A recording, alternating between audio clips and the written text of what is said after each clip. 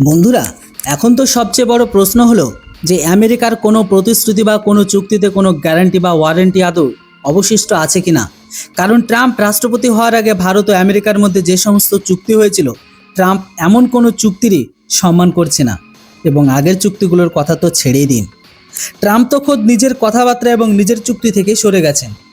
তো এখন এমন পরিস্থিতিতে প্রশ্ন উঠেছে যে চুক্তি হওয়ার পরে যদি আমেরিকা নিজের খেয়ালখুশি মতো চলে, তাহলে আমেরিকার সাথে কোনো চুক্তি আর কোনো মূল্য থাকে না।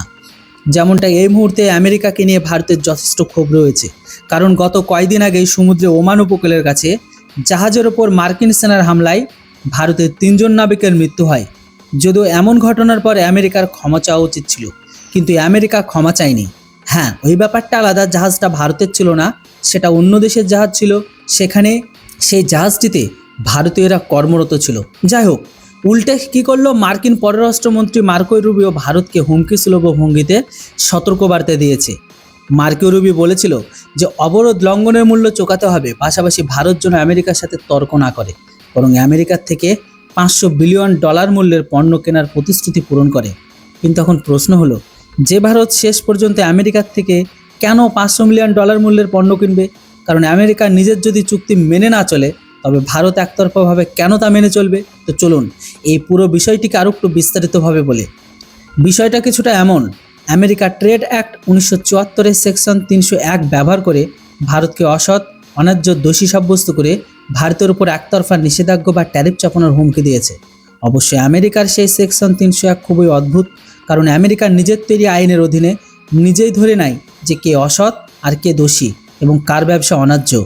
এখন আমেরিকা এই সেকশন 301-এর আওতায় ভারতকে হুমকি দিয়েছে যে ভারত যদি চোখ রাঙানোর চেষ্টা করে বা আমেরিকার কথার মুখের ওপর জবাব দেয়, তাহলে আমেরিকা আবারও ভারতের পণ্যের ওপর 12% বা তার বেশি ট্যারিফ লাগিয়ে দেবে। কিন্তু যেমনটা গত কয়েকদিন আগে ভারত ও আমেরিকার মধ্যে বাইলেটারাল ট্রেড এগ্রিমেন্ট অর্থাৎ বিটিএম-এর চুক্তি প্রায় চূড়ান্ত হয়েছিল। এখন এই পুরো চুক্তির মূল বিষয়টা ছিল এটাই যে আমেরিকা বলেছিল সে ভারতের পণ্যের ওপর থেকে ট্যারিফ কমাবে, কিন্তু তার বদলে ভারতকে আগামী 5 বছরে আমেরিকার থেকে প্রায় $500 বিলিয়ন পণ্য কিনতে হবে। এই পণ্যগুলোর মধ্যে ডিজেল, পেট্রোল, জ্বালানি প্রযুক্তি, ইলেকট্রনিক্স প্রায় সব কিছু যুক্ত ছিল। কিন্তু এখন আমেরিকা আবার হুমকি দিয়েছে যে ভারত যেন তার কৃষিক্ষেত্রে দুগ্ধজাত পণ্য এবং আমেরিকার ডিজিটাল কোম্পানিগুলোকে ট্যাক্সে ছাড় দেয়, না দিলে ভারতের ওপর ট্যারিফ লাগিয়ে দেবে। অর্থাৎ আমেরিকা ট্যারিফকে একটা অস্ত্র বানিয়ে ফেলেছে। এমন পরিস্থিতিতে ট্রাম্পের সাথে কোনো চুক্তির কোনো গ্যারান্টি নেই। কিন্তু এখন প্রশ্ন হলো যে আমেরিকা যদি ভারতের ওপর কোনো নতুন ট্যারিফ লাগায়, তবে বিটিএ চুক্তি সেখানেই কি শেষ হয়ে গেল? এমনটাই ধরে নিতে হবে।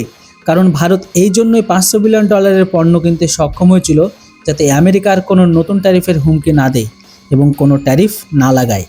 কিন্তু নো গ্যারান্টিওয়ালা ট্রাম্প আবারও হুমকি দিতে শুরু করেছে। এবং এখন তো ভারত ও আমেরিকার মধ্যে 2022 সালের ক্রিটিক্যাল অ্যান্ড ইমার্জিং টেকনোলজির মতো চুক্তিও প্রায় ট্রাম্পের অহংকারের কারণে ভেঙে যাওয়ার মুখে এসে দাঁড়িয়েছে। আর এই চুক্তির অধীনে ভারত ও আমেরিকা চীনকে টেক্কা দেওয়ার উদ্দেশ্য একসঙ্গে এআই, সেমিকন্ডাক্টরের পাশাপাশি রেয়ার আর্থ এলিমেন্টের ওপর সেটার ক্ষেত্রেও একসাথে কাজ করার কথা ছিল। কিন্তু ট্রাম্প এমন অহংকার করেছে যা সব কিছু শেষ করে দিচ্ছে নিজের খেয়ালখুশিতে। এবার আপনারাই বলুন, তারা যদি নিয়মকানুন না মানে, তাহলে আমাদের কি ঠেকা পড়েছে? আমরা কেনই বা তাদের নিয়মকানুনকে মানতে যাব? কেননা তারা যেটা বলবে সেটা তো সব সময় সঠিকই হবে এমনটা তো নয়। তাহলে তারা যদি না মানে, তাহলে ভারতই বা কেন মানবে? এর উপর আপনাদের মতামত অবশ্যই লিখে জানান।